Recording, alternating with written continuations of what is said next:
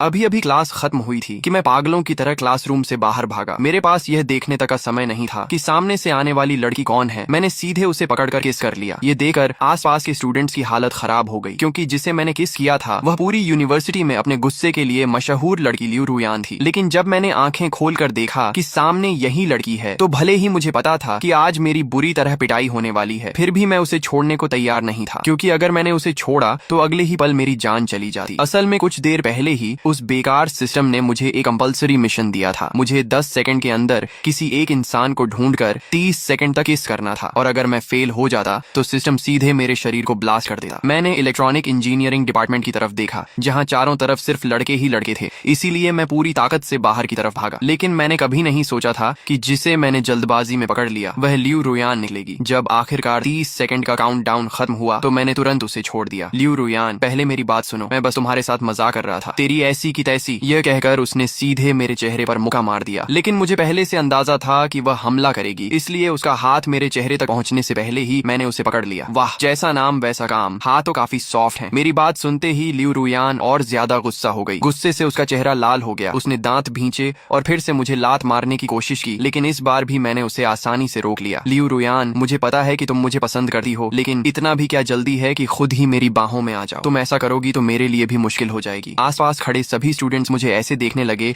जैसे मैं पागल हो गया हूँ। इस लड़के का दिमाग खराब है क्या? इसे किस एंगल से लग रहा है कि लियू रुयान इसे पसंद करती है? वह तो साफ साफ इसकी पिटाई कर रही है। इतना भी समझ नहीं आता क्या? तभी किसी ने कहा, कुछ गड़बड़ है, जल्दी देखो। इन दोनों की पोजीशन कुछ ज्यादा ही सस्पिशियस लग रही है। लियू रुयान तो ज्यादा स्ट्रगल भी नहीं कर रही। कहीं ये दोनों सीक्रेटली रिलेशनशिप में तो नहीं है? क्या सच में इनके बीच कुछ चल रहा है? कुछ चल रहा है क्या? मतलब फांग युआन का हाथ उसकी जांघ पर रखा हुआ है। ये दोनों कपल नहीं है तो और क्या है? लियू रुयान जब आसपास के लोगों की बकवास सुन रही थी तो वह गुस्से से कांपने लगी। मेरा हाथ छोड़ो, पहले प्रॉमिस करो कि मुझे नहीं मारोगी। मैं तुम्हें छोड़ूंगी नहीं, तो फिर मैं भी तुम्हें नहीं छोड़ूंगा। मेरी बात खत्म होते ही उसकी आंखें अचानक लाल हो गईं। अगले ही पल उसकी आंखों से आंसू बहने लगे। बचपन से ही वह घर की लाडली बेटी रही थी, उसे कभी किसी ने इस तरह परेशान नहीं किया था। अरे ये रो क्यों रही है? मैं खुद घबरा गया और तुरंत उसका हाथ छोड़ दिया। लियू रुयान ने इंस्टिंक्टिवली मुझ पर हमला करने की सोची, लेकिन अगले ही पल उसे याद आ गया कि वह मुझे हरा नहीं सकती, इसलिए उसने खुद को रोक लिया। आखिर में वह सिर्फ लाल आंखों से मुझे घूरती रही और दांत पीसते हुए बोली, मैं तुम्हें जरूर खत्म कर दूंगी। यह कहकर वह आंसू पोंछते हुए टीचिंग बिल्डिंग से बाहर निकल गई। स्कूल के गेट के बाहर पहुंचते ही वह एक काली कार में बैठ गई। ड्राइवर ने देखा कि उसकी आंखें लाल हैं, तो वह चिंता से बोला, मिस क्या हुआ? क्या किसी ने आपको परेशान किया है? लियू रुयान ने होंठ भींच लिए। उसने कुछ नहीं कहा और सीधे अपना फोन निकाला। फिर उसने एक नंबर मिलाया, लेईहू को तुरंत मेरे पास भेजो, मुझे उससे कुछ काम देना है। फांग युआन, बस इंतजार करो, आज रात मैं तुम्हें शहर की नदी में फेंककर मछलियों का खाना बना दूंगी। दूसरी तरफ डॉर्मिट्री में मैं अपने बिस्तर पर लेटा हुआ था। मेरे दिमाग में अभी भी उसकी लंबी टांगों की याद घूम रही थी। उसकी टांगें सच में बेहद स्मूथ थी, बस उसका गुस्सा बहुत खतरनाक था। दिन भर लोगों को मारने की बातें करती रहती है, जरा भी क्यूट नहीं है। मैं धीरे धीरे बड़बड़ा ही रहा था कि अचानक मुझे याद आया कि सिस्टम का रिवॉर्ड अभी तक कलेक्ट नहीं किया। जैसे ही यह ख्याल आया, मैंने तुरंत अपने दिमाग के अंदर मौजूद सिस्टम को खोल लिया। वहाँ बैकपैक में एक कार्ड चुपचाप पड़ी हुई थी, टोंग बेई फिस्ट टेक्निक। मैंने बिना एक सेकंड गंवाए उसे लर्न पर क्लिक कर दिया। अगले ही पल एक बेहद विशाल और डरावनी इन्फॉर्मेशन स्ट्रीम मेरे दिमाग और शरीर में घुस गई। यहाँ तक कि टोंग बेई फिस्ट की खासियत की वजह से मेरी हड्डियां भी असाधारण रूप से मजबूत हो गई। अरे वाह, क्या मैं सच में स्टील बोन्स वाला इंसान बन गया हूँ? अगर किसी दिन कंस्ट्रक्शन साइट पर काम करने चला गया तो शायद मैं भी एक दिन में 1000 रुपए कमाने वाला ताकतवर आदमी बन जाऊंगा। मैं अभी बिस्तर पर लेटा मजे कर ही रहा था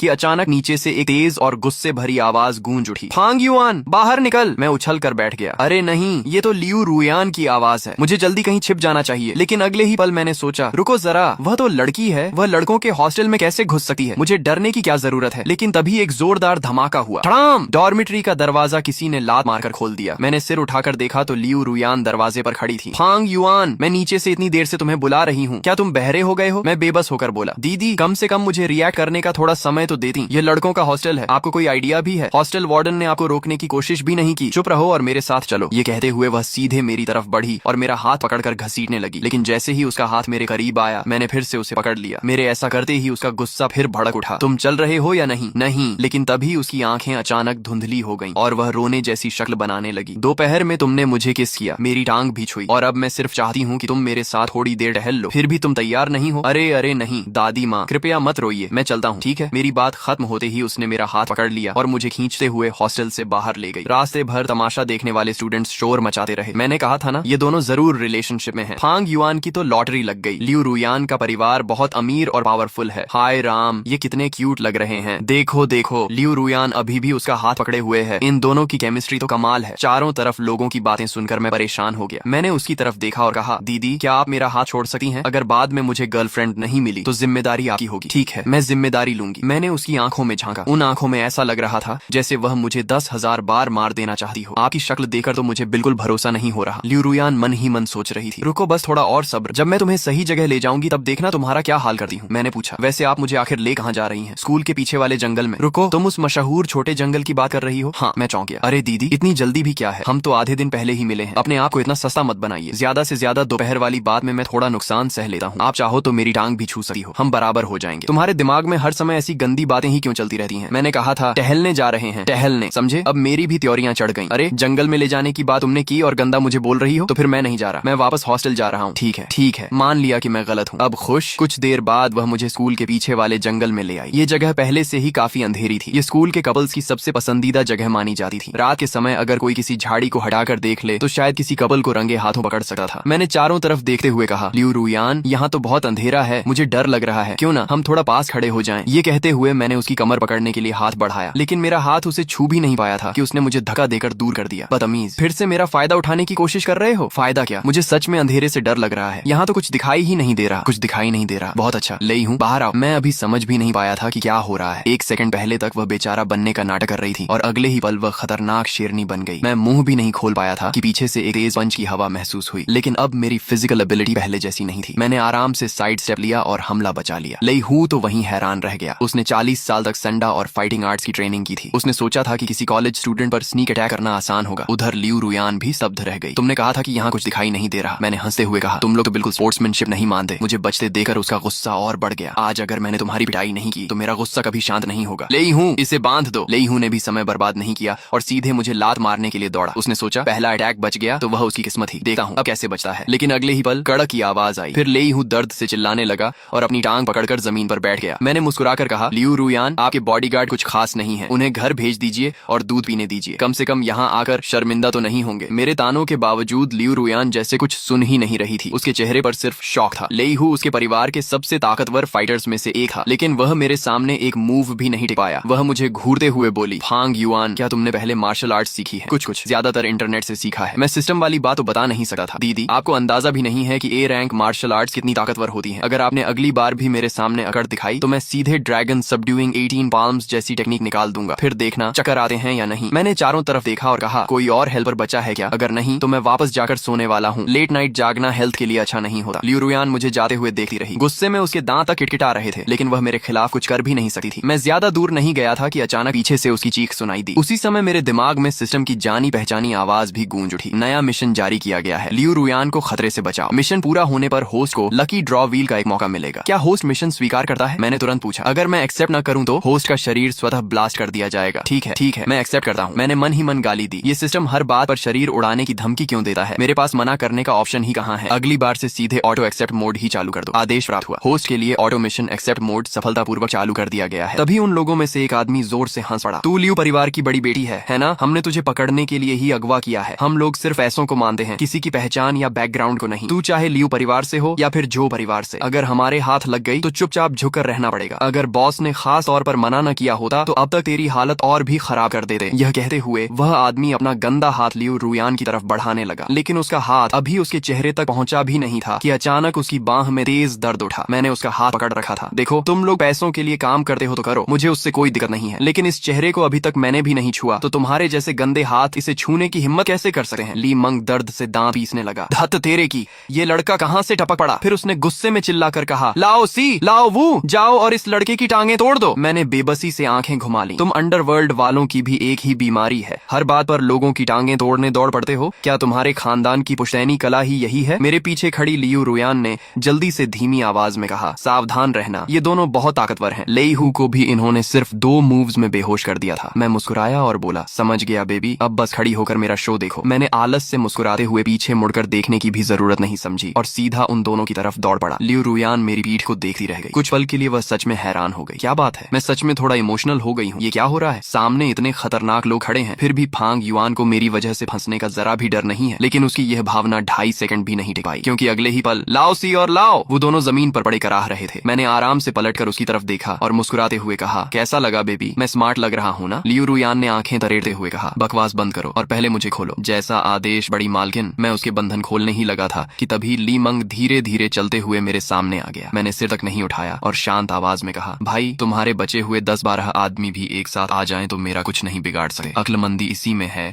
कि अभी यहाँ से निकल जाओ, अगर नहीं गए तो थोड़ी देर बाद मैं सच में किसी को नहीं छोड़ूंगा। लेकिन ली मंग जाने की बजाय बस ठंडी हंसी हंस दिया। उसे देखकर मेरा गुस्सा भी चढ़ गया। अरे यार, मैंने इतनी शांति से समझाया फिर भी नहीं मान रहे। ली मंग ने तिरस्कार से कहा, लड़के अब देखा हूँ तू कितना अकड़ता है। उसकी बात सुनते ही मेरा चेहरा बदल गया। मैं तुरंत बोला, भाई साहब मैं तो मजाक कर रहा था, मैं अभी लियू रुयान को दोबारा बांध देता हूँ। ये कहकर मैंने लियू रुयान को फिर से बांध दिया, फिर एहतियात के तौर पर खुद को भी बांध लिया। इसके बाद मैंने मासूम चेहरे से कहा, भाई साहब अब ठीक है ना? देखिए मैं कितना समझदार इंसान हूँ। तो फिर तुम खुद ही खोल कर देख लो। मैं लगभग रोने ही वाला था। यह बेवकूफ सिस्टम सच में मेरी जिंदगी बर्बाद कर रहा था। पहले इसने मुझे सबके सामने लियू रुयान को किस करने पर मजबूर किया, अब उसी लियू रुयान को बचाने का मिशन दे दिया। अब हालत ये हो गई थी कि न मैं उसे बचा पाया और ऊपर से खुद भी फंस गया। तभी ली मंग ने अपने बॉस को फोन लगाया। बॉस काम हो गया, पैसे कब मिलेंगे? फोन के दूसरी तरफ से जवाब आया, फिक्र मत करो, जैसे ही लियू परिवार शहर के बीच वाली जमीन छोड़ देगा तुम्हें तुम्हारा पैसा मिल जाएगा। उसी समय लियू परिवार की हवेली में एक नौकर तेजी से ऊपर भागा। मुसीबत हो गई। क्या हुआ? इतना घबराए क्यों हो? मिस के पर्सनल बॉडीगार्ड सानहू का फोन आया था। उसने बताया कि बड़ी मिस का अपहरण हो गया है। क्या? ये सुनते ही पूरे कमरे का माहौल बदल गया। किसकी इतनी हिम्मत हो गई कि फेंगचेंग में लियू रुयान का अपहरण कर ले? उसी समय फोन फिर बज उठा। हेलो लियू साहब, कैसे हैं आप? जो जियांग, क्या तुमने मेरी बहन का अपहरण करवाया है? दूसरी तरफ से हंसी की आवाज आई। अरे अरे लियू साहब, आप क्या कह रहे हैं? मुझे कुछ समझ नहीं आ रहा। मैं तो सिर्फ यह बताने के लिए फोन कर रहा हूँ कि शहर के बीच वाली जमीन पर हमारे जो परिवार की नजर है, बेहतर होगा आप उसे हथियाने की कोशिश न करें, वरना कहीं मेरी तलवार गलती से आपकी तरफ न घूम जाए। अच्छी तरह सोच लीजिए, अगर अगली बार मैं फोन करूं तो शायद इतनी शांति से बात न करूं। ये कहकर उसने फोन काट दिया। लियू लिंगचुआन का चेहरा गंभीर हो गया। चेनमो को भेजो, अगर वह मेरी बहन का पता नहीं लगा पाया तो अपना सिर लेकर मेरे सामने आए। दूसरी तरफ उस परित्यक्त फैक्ट्री में ली मंग ने मुझे कई जोरदार लातें मारी। आहिस्ता भाई साहब, अभी कार में बहुत देर बैठा था, पैर पहले से ही सुन्न है। मेरी बात सुनकर वह और भड़क गया। ये लड़का अभी भी मजाक कर रहा है। फिर उसने चिल्लाकर कहा, लाओ सी, इसे ऊपर ले जाओ और खत्म कर दो। मैं हंस पड़ा। वाह, मरने से पहले भी मैं हंस सकता हूँ। अगर ऊपर जाकर जैक्सन से मुलाकात हुई तो मेरी तरफ से एक फूल जरूर देना, मैं उसका बहुत बड़ा फैन हूँ। कुछ देर बाद फैक्ट्री की ऊपरी मंजिल पर पहुंचकर मैंने कहा, तुम मुझे ऊपर इसलिए लाए हो क्या कि मेरे साथ चांद देखने का इरादा है? लेकिन मैं उस तरह का इंसान नहीं हूँ। चुप रहो, उस आदमी ने गुस्से से कहा। तुम वही हो ना जिसे लोग लियू रुयान का बॉयफ्रेंड कह रहे हैं? कैसा बॉयफ्रेंड? हम तो बस क्लासमेट्स हैं। तुम इतने गॉसिप लवर क्यों हो? मेरी बात खत्म भी नहीं हुई थी कि ली मंग ने फिर एक लात मार दी। फिर उसने मोबाइल निकाला और वह वीडियो चलाया जिसमें मैं और लियू रुयान हॉस्टल के बाहर उलझे हुए दिखाई दे रहे थे। अब भी कहोगे कि तुम दोनों का कोई रिश्ता नहीं है? मान लो तुम दोनों बॉयफ्रेंड गर्लफ्रेंड हो। मैंने आंखें घुमाई। भाई तुम किडनैपर हो या एंटरटेनमेंट रिपोर्टर? तुम्हें मेरे और लियू रुयान के रिश्ते से इतना मतलब क्यों है? फिर मैंने अचानक नाटक करते हुए कहा, ओ अब समझा, तुम चाहते हो कि मैं और लियू रुयान रिलेशनशिप में आ जाएं, फिर हमें लाइव स्ट्रीम कराकर प्रोडक्ट बेचवाओ और खूब पैसा कमाओ। वाह क्या प्लान है। तेरे प्रोडक्ट की ऐसी की तैसी। ली मंग चिल्लाया। सीधा जवाब दे, क्या तुम उसका बॉयफ्रेंड हो या नहीं? मैंने तुरंत हाथ खड़े कर दिए। हाँ हाँ, हमारा एक बच्चा भी है, हम बॉयफ्रेंड गर्लफ्रेंड हैं। अब कृपया बंदूक नीचे कर लो, हिलना मत। अभी ली मंग ने अपने बॉस को फोन मिलाया। बॉस का हो गया, ये लड़का सच में लियू रुयान का बॉयफ्रेंड है। फोन के दूसरी तरफ से आवाज आई, ठीक है, इसे साफ सुथरे तरीके से खत्म कर दो, कोई सबूत नहीं बचना चाहिए। लेकिन बॉस, अगर फेंगचेंग यूनिवर्सिटी का एक स्टूडेंट गायब हो गया तो मामला बड़ा हो जाएगा। ज्यादा सवाल मत पूछो, जो कहाँ है वही करो। फोन कट गया। मैंने मन ही मन सोचा, धत्त तेरे की। ली मंग ने मेरी तरफ देखा। लड़के अब मुझे दोष मत देना, गलती तुम्हारी है कि तुम गलत लोगों से टकरा गए। मैं मुस्कुराया। तुम्हें सच में लगता है कि तुम मुझे खत्म कर दोगे? क्यों नहीं? उसने बंदूक लहराई। मैंने कहा, अच्छा है कि तुम्हारे पास सिर्फ एक बंदूक है। असल में मैं सिर्फ अंदाजा लगा रहा था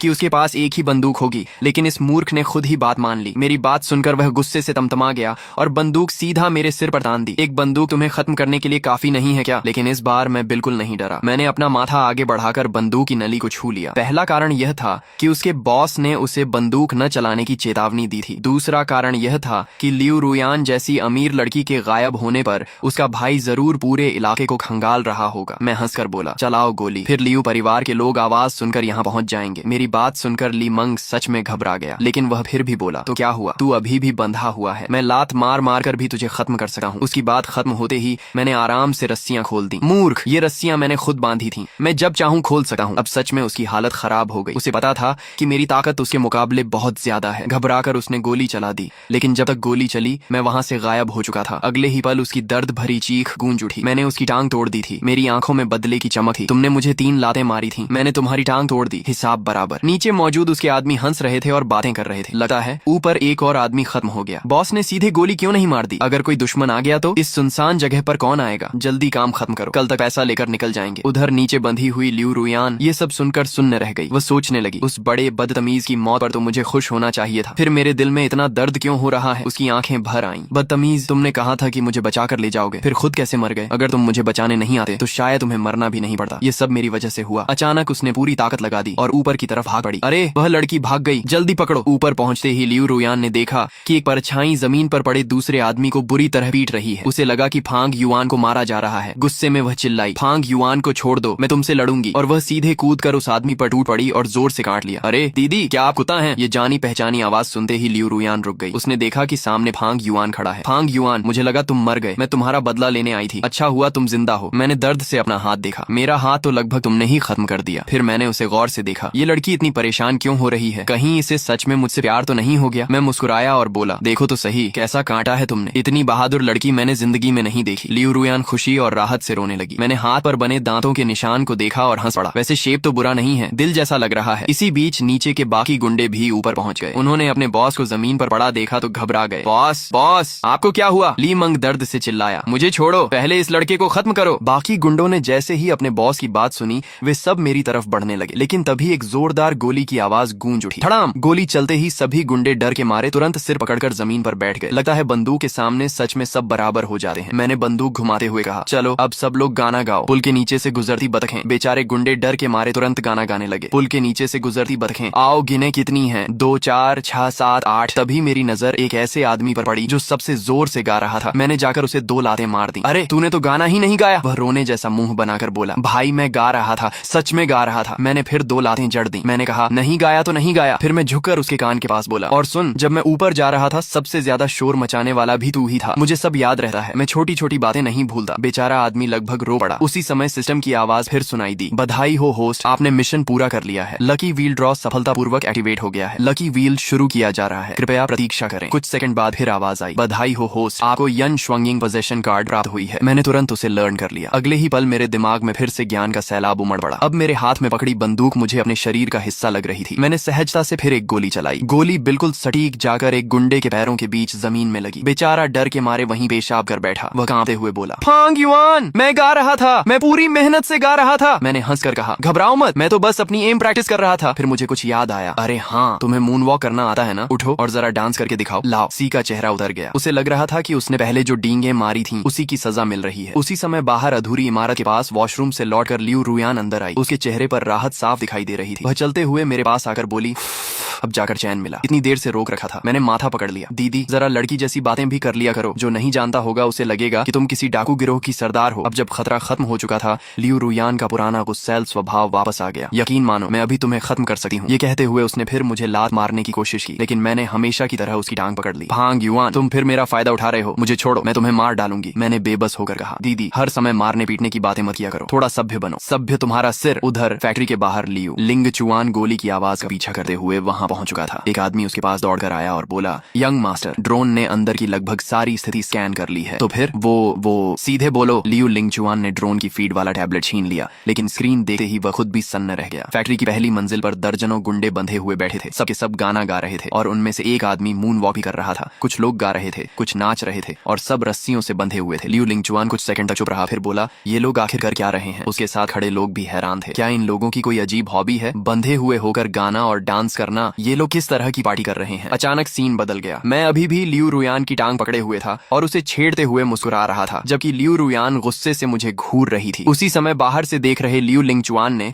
मुझे एक नजर में पहचान लिया। तो सच में यही है। उसका चेहरा गुस्से से भर गया। असल में जब उसकी बहन गायब हुई थी, तब उसने फेंगचेंग यूनिवर्सिटी के कैंपस फोरम पर वह वीडियो देखी थी, जिसमें मैं सबके सामने लियू रुयान को किस कर रहा था। उसे लगा कि मैं पहले प्यार का नाटक कर रहा था और असल में किडनैपिंग की साजिश में शामिल था। गुस्से में उसने कहा, इंफ्रारेड स्नाइपर राइफल मुझे दो। पास खड़े चेन मो ने जल्दी से कहा, यंग मास्टर, मुझे नहीं लगता कि फांग युआन मिस के अपहरण में शामिल है। बहस मत करो, बंदूक दो। इस समय लियू लिंगचुआन किसी की बात सुनने की हालत में नहीं था। उसे सिर्फ इतना दिख रहा था कि मैं उसकी बहन को परेशान कर रहा हूँ। मजबूरी में चेन मो ने उसे राइफल दे दी। उधर मैं और लियू रुयान अभी भी बहस कर रहे थे। तभी अचानक मेरे सिर पर एक लाल इंफ्रारेड डॉट दिखाई दी। मैं तुरंत सन्न रह गया। धत तेरे की, इस बार गलती हो गई। लेकिन मैं अभी सोच ही रहा था कि क्या करूं कि अचानक लियू रुयान ने मुझे जोर से धक्का देकर जमीन पर गिरा दिया और खुद मेरे ऊपर आ गई। वह स्नाइपर राइफल है, तुम भाग जाओ। मैं पीछे रुकर उन्हें रोकती हूँ। उसकी बात सुनकर मैं कुछ सेकंड के लिए चुप रह गया। अभी कुछ देर पहले तक जो लड़की मुझे मारने की धमकी दे रही थी वह अचानक मुझे काफी प्यारी लगने लगी। धत, मैं सच में इमोशनल हो रहा हूँ क्या? अगले ही पल मैंने फैसला कर लिया, नहीं मैं भागूंगा नहीं। मैंने उसकी तरफ देखकर कहा, बेबी इस बार भी बस मेरा शो देखो। फिर मैं तेजी से पलटा, धड़ाम, एक गोली चली और फैक्ट्री में घुसने वाला आदमी सीधा जमीन पर गिर पड़ा। मैंने सीना चौड़ा करके कहा, आज यान श्वेंगिंग मोड एक्टिवेट है, मुझसे भिड़ना मतलब खुद मुसीबत बुलाना। लेकिन अगले ही पल बाहर से दर्जनों लोग फैक्ट्री में घुस आए। वे सब चिल्ला रहे थे, यंग मास्टर, यंग मास्टर। तब जाकर मुझे एहसास हुआ कि मामला मेरी सोच से कहीं ज्यादा गंभीर है। मैंने हैरानी से चारों तरफ देखा, अरे बाप रे, मेरी गोलियां तो इतनी भी नहीं है। तभी एक आदमी तेजी से आगे आया, मिस मैं चेन मो हूँ, अभी जो अंदर आया था वह आपके बड़े भाई थे, वह आपको बचाने आए थे। ये सुनते ही मेरे पैरों तले जमीन खिसक गई। क्या? मैंने अपने होने वाले बड़े साले को ही गोली मार दी। उधर जमीन पर पड़े लियू लिंग चुआन ने दर्द से कराहते हुए कहा, यह लड़का, इसकी एम बहुत खतरनाक है। अगर मैंने बुलेट प्रूफ वेस्ट नहीं पहनी होती तो आज सीधे ऊपर पहुंच गया होता। भैया! लियू रुयान घबराकर दौड़ी और उसे उठाने लगी। उसकी आंखों में चिंता साफ दिखाई दे रही थी। लियू लिंग चुआन ने उसे घूरा, तुम्हें याद भी है कि मैं तुम्हारा भाई हूँ? वह लड़का तुम्हें इतनी देर से परेशान कर रहा था। मैंने इंफ्रारेड डॉट इसलिए लगाई थी ताकि तुम उसे 2-4 थप्पड़ मारकर अपना गुस्सा निकाल लो, लेकिन तुमने तो उल्टा उसकी रक्षा शुरू कर दी। असल में जब वह फैक्ट्री के पास पहुंचा था तो उसने मुझे और लियू रुयान को ध्यान से देखा था। हम दोनों लगातार बहस कर रहे थे, एक दूसरे को खींच रहे थे और साफ लग रहा था कि हम मजाक कर रहे हैं। कहीं से भी किडनैपिंग जैसी बात नहीं लग रही थी। लेकिन उसे अपनी बहन को मेरे हाथों परेशान होते देख गुस्सा आ गया था। इसीलिए उसने सोचा था कि थोड़ा डराकर बहन को बदला लेने का मौका दे देगा। किसे पता था कि लियू रुयान खुद मेरे सामने ढाल बनकर खड़ी हो जाएगी। लियू लिंग चुआन ने आह भरते हुए कहा, पुरानी कहावत सही है, बेटी बड़ी हो जाए तो घर में नहीं रुकती। तुम पर बिल्कुल फिट बैठी है लियू रुयान। लियू रुयान ने जल्दी से कहा, मुझे कैसे पता चलता कि वह आप थे? मुझे लगा था कि आप किडनैपर्स के साथी हैं। और फिर आज फांग युआन मेरी वजह से 2 बार मरते मरते बचा है। मैं बस और मत समझाओ। लियू लिंग चुआन ने आंखें घुमाई और फिर मेरी तरफ देखा, लड़के ये निशानेबाजी कहाँ सीखी? मैं तुरंत मुस्कुराया, सीएफ खेल खेलकर। कुछ लोगों को शक था कि मैं कोई छिपा हुआ मार्शल आर्ट्स मास्टर हूँ जो पहाड़ों से निकल कर आया है, क्योंकि नॉवेल्स में अक्सर ऐसा ही होता है। लेकिन लियू लिंग चुआन ने पहले ही मेरी पूरी बैकग्राउंड चेक करवा ली थी। मेरी जिंदगी में ऐसा कोई मास्टर कभी था ही नहीं, इसलिए सीएफ वाली बात सुनकर वह भी चुप हो गया। फिर उसने अचानक पूछा, सुना है कि तुमने सबके सामने मेरी बहन को छेड़ा था? मैंने तुरंत सिर हिलाया, नहीं, मैं और लियू रुयान सिर्फ अच्छे क्लासमेट्स हैं, हमारे बीच कुछ नहीं है। अच्छा, अब भी मानने को तैयार नहीं? ये कहकर उसने अपना मोबाइल निकाला और एक वीडियो चला दी। मैंने स्क्रीन पर नजर डाली और लगभग बेहोश होते होते बचा। वह साफ HD वीडियो थी जिसमें मैं लियू रुयान को किस कर रहा था। मैंने सिर पकड़ लिया, हे भगवान, तुम लोगों के पास कोई काम नहीं है क्या? हर समय कपल वीडियो सेव करके रखते हो? उधर लियू रुयान का चेहरा पूरी तरह लाल हो चुका था। वह जल्दी से बोली, भैया ये बस एक गलत फहमी थी। लियू लिंग चुआन ने भौं उठाई, गलत फहमी? तो किस गलत फहमी थी? या फिर इसका तुम्हारी टांग पकड़ना गलत फहमी थी? फिर उसने अपनी बहन की तरफ देखा, तुम अभी भी इस लड़के का बचाव कर रही हो? मैं तो तुम्हारा बदला लेने की कोशिश कर रहा हूँ। लेकिन लियू रुयान उसकी बात समझ ही नहीं रही थी। वह बोली, भैया आप इस मामले में मत पड़िए, मैं अब बची नहीं हूँ। लियू लिंग चुआन ने गहरी सांस ली, तुम्हें तो इस लड़के ने पूरी तरह अपने पक्ष में कर लिया है और तुम मुझे दूर रहने को कह रही हो। फिर उसने मेरी तरफ देखा और बोला, कल रात हमारे घर डिनर पर आना। फिर उसने धीरे से जोड़ा, वैसे भी आज रात मेरी बहन को बचाने के लिए तुम्हारा धन्यवाद करना बनता है। लेकिन लियू लिंग चुआन के दिमाग में कुछ और ही चल रहा था। वह सच में चाहता था कि मैं उसके घर खाने पर आऊं। मैंने उसकी तरफ देखा, फिर लियू रुयान की तरफ देखा। उसकी आंखों में अभी भी मुझे मार डालने वाली चमक थी। मैं मन ही मन सोचने लगा, पगली तू तो मौका मिलते ही मुझे खत्म कर देगी,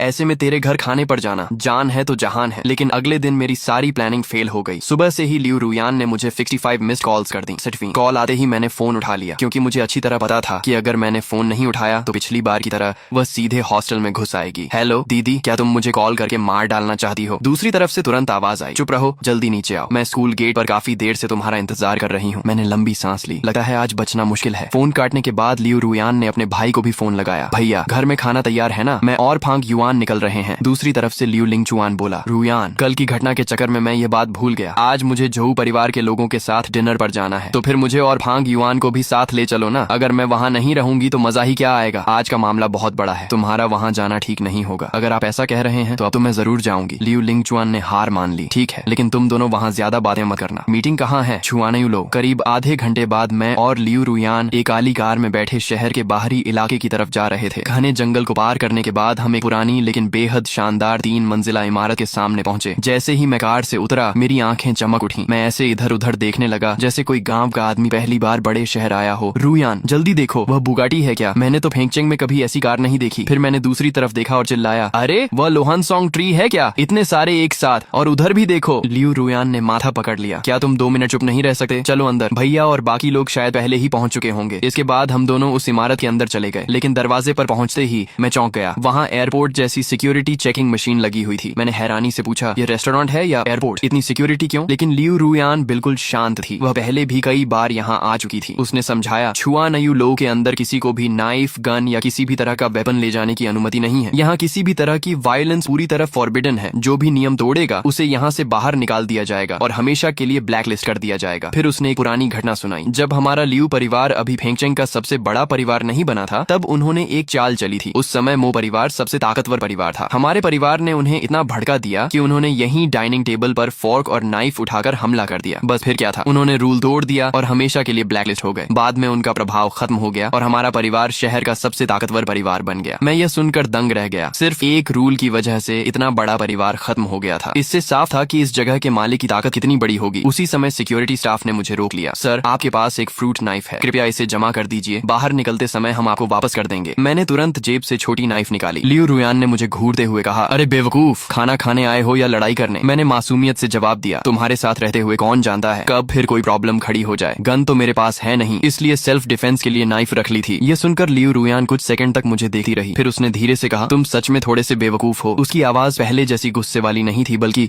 उसमें हल्की सी नरमी आ गई थी। उसकी आवाज अनजाने में पहले से कहीं ज्यादा नरम हो गई थी। दिल में उसे थोड़ा सा इमोशनल भी महसूस हुआ। सोचा नहीं था कि फांग युआन मेरी सुरक्षा की भी चिंता करेगा। मैंने होंठ सिकोड़ लिए। तुम ही बेवकूफ हो पगली। मैंने फ्रूट नाइफ सिक्योरिटी गार्ड को थमा दी। इसे संभाल कर रखना। मैंने इसे सुपरमार्केट से 5 रुपए 80 पैसे में खरीदा था। अगर खो गई तो 6 रुपए देने पड़ेंगे। मेरी बात सुनते ही लियू रुयान ने शर्म से अपना माथा पकड़ लिया और मुझे खींचकर आगे ले गई। बहुत शर्मिंदगी हो रही है। कुछ ही देर में हम दूसरी मंजिल पर पहुंच गए। गलियारे के दोनों तरफ शानदार प्राइवेट रूम्स बने हुए थे। उनके नाम भी बड़े खूबसूरत थे। एक नदी का वसंत जल, फरवरी की गलियां, 3 सूर्यों का शुभ संकेत, चारों समुद्रों की हवाएं। इसी बीच गलियारे में टंगी एक कैलीग्राफी पेंटिंग पर मेरी नजर पड़ी और मैं वहीं रुक गया। उस पर लिखे शब्द कुछ जाने पहचाने लग रहे थे। लियू रुयान ने हैरानी से पूछा, क्या हुआ? तुम जैसे आदमी को भी कैलीग्राफी समझ आती है? फिर उसने मजाक उड़ाया, जो 5 रुपए 80 पैसे का हिसाब रखा है उसे ऐसी आर्ट की क्या समझ होगी? मैंने सिर खुजलाया। सच कहूं तो मुझे भी ज्यादा समझ नहीं है, लेकिन ये लिखावट बहुत जानी पहचानी लग रही है। ऐसा लग रहा है जैसे मैंने इसे पहले कहीं देखा हो, शायद मेरे स्टडी रूम में। बस अब ज्यादा मत उड़ो। लियू रुयान ने आंखें घुमाई। यहाँ लगी सारी कैलीग्राफी बड़े मास्टर्स की बनाई हुई है। तुम्हारे घर का लेवल क्या है जो ऐसी चीजें वहाँ लगी हो? यकीन करो या मत करो, हमारा परिवार भी कभी बहुत बड़ा था। छोड़ो भी, मेरे भाई ने तुम्हारी पूरी बैकग्राउंड चेक कर ली है। अब चलो, भैया काफी देर से इंतजार कर रहे होंगे। लेकिन मैं अब भी उस कैलीग्राफी को देखकर सोच रहा था कि मैंने उसे पहले कहाँ देखा है। तभी सीढ़ियों से एक महिला नीचे उतरी। वह बिल्कुल हमारे सामने आकर रुकी। उसने सफेद चिपाओ पहन रखी थी और बेहद खूबसूरत लग रही थी। मैंने जैसे ही उसका चेहरा देखा, फिर से वहीं ठिठक गया। अजीब बात है, ये चेहरा भी मुझे इतना जाना पहचाना क्यों लग रहा है? मैंने अनजाने में पूछ लिया, मिस, क्या हम पहले कहीं मिल चुके हैं? मेरी बात सुनकर लियू रुयान की आंखें फैल गईं। उसे लगा कि मैं उस महिला से फ्लर्ट कर रहा हूँ। वह जल्दी से बोली, फांग युआन, ये छुआन यू लो की जनरल मैनेजर हैं, कुछ भी मत बोलो। फिर उसने सम्मान से कहा, हेलो मैनेजर सू। इसके बाद उसने मेरा हाथ पकड़ा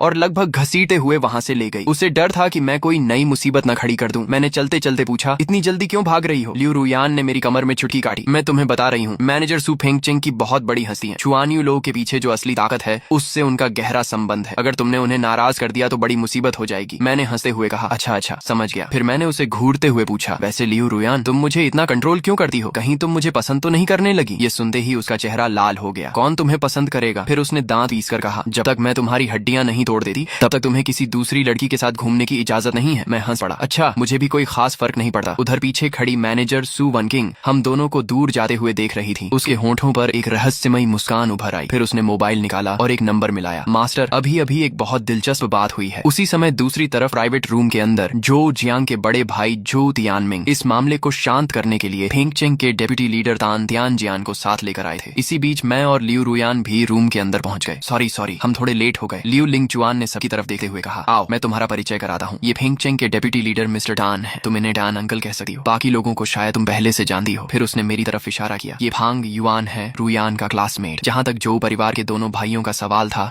लियू रुयान ने उन्हें पूरी तरह इग्नोर कर दिया। ये देखकर झो जियांग का चेहरा गुस्से से लाल हो गया। आखिर उनका परिवार भी शहर के बड़े परिवारों में गिना जाता था, लेकिन एक लड़की ने उन्हें पूरी तरह नजरअंदाज कर दिया था। अगर उसके बड़े भाई ने उसे रोका न होता तो शायद वह वहीं टेबल पलट देता। तान तियानजियान मुस्कुराए। रुयान, काफी समय बाद मिल रहे हैं। आखिरी बार जब मैंने तुम्हें देखा था तब तुम्हारा पहला जन्मदिन था। तुम्हारे पिता और मैं पुराने दोस्त हैं। आओ बैठो, यहाँ सब अपने लोग हैं। लेकिन लियू रुयान ने तुरंत जवाब दिया, तन अंकल, अपने लोग वाली बात मैं नहीं मान सकती। जिसने मेरा अपहरण करवाया था वह यहीं बैठा है। ऐसे में मैं आराम से कैसे बैठ जाऊं? यह सुनकर तान तियानजियान के चेहरे पर असहज मुस्कान आ गई। उन्होंने तुरंत झो तियानमिंग की तरफ देखा। झो तियानमिंग फौरन खड़ा हो गया। मिस लियू, जो कुछ हुआ वह मेरे छोटे भाई की मूर्खता थी। आज हम खास तौर पर आपसे माफी मांगने आए हैं। उम्मीद है कि आप हमें माफ कर देंगी। लियू रुयान हल्का सा हंस पड़ी। तान अंकल, अगर मैं झो परिवार के सभी लोगों का अपहरण कर लूं, उन्हें पूरी रात बांध कर रखूं और अगले दिन आकर सॉरी बोल दूं, तो क्या सब ठीक हो जाएगा? यह सुनते ही तान तियानजियान का चेहरा गंभीर हो गया। उन्हें समझ आ गया कि अगर आज कोई ठोस कदम नहीं उठाया गया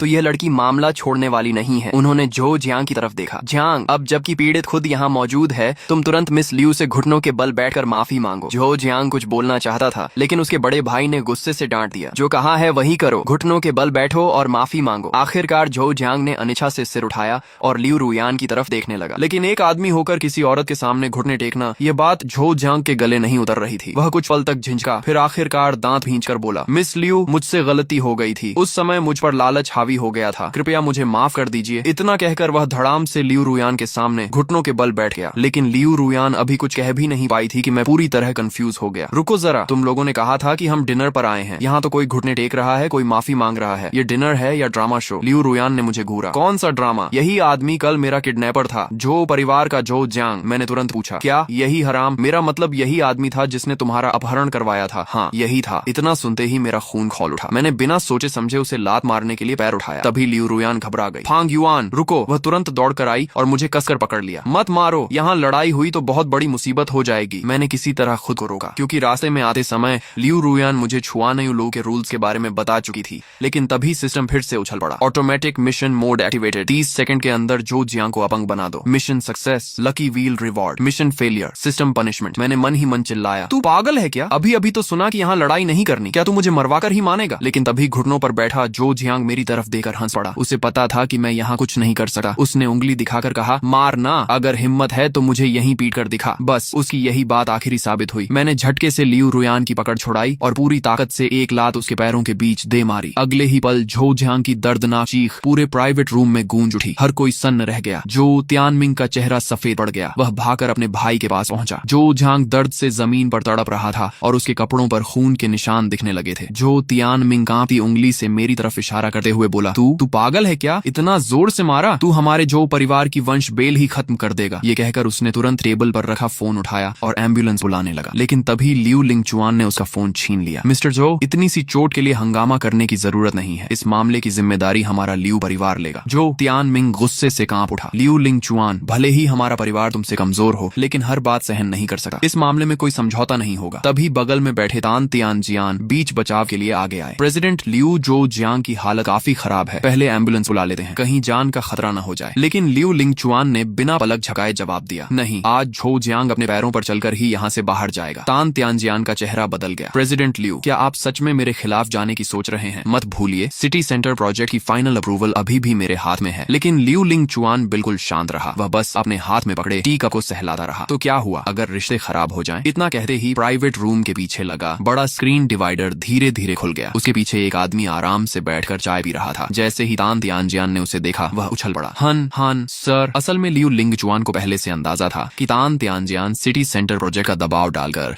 झो परिवार को बचाने की कोशिश करेगा। इसलिए उसने पहले ही एक बैकअप प्लान तैयार कर लिया था और फेंगचेंग के सर्वोच्च लीडर हान जिंगशान को यहाँ बुला लिया था। हान जिंगशान धीरे धीरे उठकर बाहर आए। असल में लिंगचुआन ने मुझे सिर्फ डिनर के लिए बुलाया था, लेकिन यहाँ बैठकर मैंने कुछ ऐसी बातें सुन ली जो शायद नहीं सुननी चाहिए थी। फिर उन्होंने तान तियानजियान की तरफ देखा। क्या मैं गलत कह रहा हूँ? तान तियानजियान के माथे पर पसीना आ गया। हान सर, आप मजाक कर रहे हैं। हम लोग हमेशा निष्पक्षता और न्याय की बात करते हैं। हान जिंगशान की आंखें ठंडी हो गईं। निष्पक्षता? क्या किसी प्रोजेक्ट को लेकर दूसरों को धमकाना तुम्हारे हिसाब से निष्पक्षता है? उन्होंने आगे कहा, लियू ग्रुप ने इस प्रोजेक्ट के लिए बहुत मेहनत की है, सबने देखा है। नियम और योग्यता दोनों के हिसाब से प्रोजेक्ट उन्हीं का बनता है। तान तियानजियान के पास कोई जवाब नहीं था। वह सिर्फ सिर झुकाकर खड़ा रहा। असल में उसे भी पता था कि प्रोजेक्ट लियू परिवार का ही हक था, लेकिन कुछ पुराने मामलों की वजह से वेई परिवार ने उसके खिलाफ सबूत पकड़ रखे थे। इसलिए वह मजबूरी में झो परिवार का साथ दे रहा था। उसे यह नहीं पता था कि झो परिवार अब वेई परिवार के लिए सिर्फ एक इस्तेमाल किया हुआ मोहरा बन चुका था। लियू रुयान के किडनैपिंग प्लान के फेल होने के बाद वेई परिवार उन्हें पहले ही छोड़ चुका था। तभी हान जिंगशान ने गंभीर आवाज में कहा, तियानजियान, आज मैं तुमसे बहुत निराश हूँ। अगली मीटिंग में तुम पूरे डिपार्टमेंट के सामने सेल्फ क्रिटिसिज्म करोगे